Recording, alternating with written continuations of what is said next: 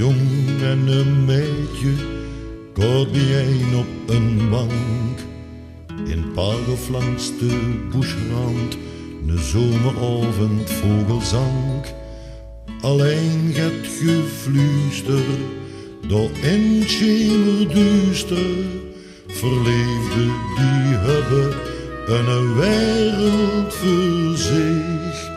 Zo staat het beschreven in menig gedicht. En de laatste woord zint immer, ik houd veel van dich.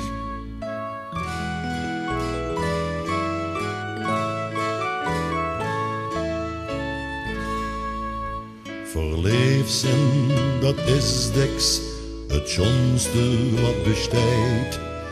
Als de wetstoel is immers, die van dich houdt de tijd.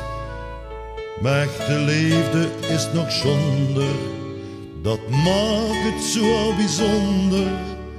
Als de dich niet kunt missen, in vreugde en in leid. Soms is het de liefde op het eerste gezicht. Woest het tegen blijft zeggen, ik houd veel van dich.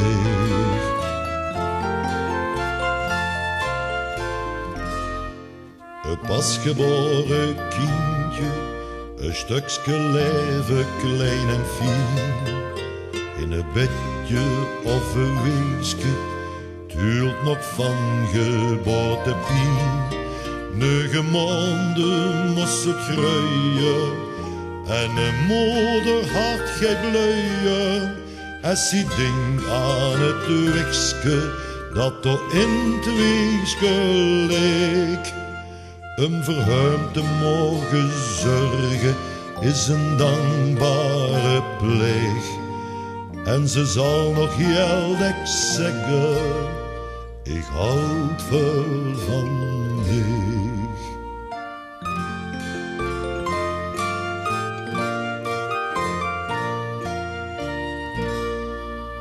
Het wordt in alle talen op de wereld gezag, beschreven en bezongen, het heeft verlu bijeengebracht.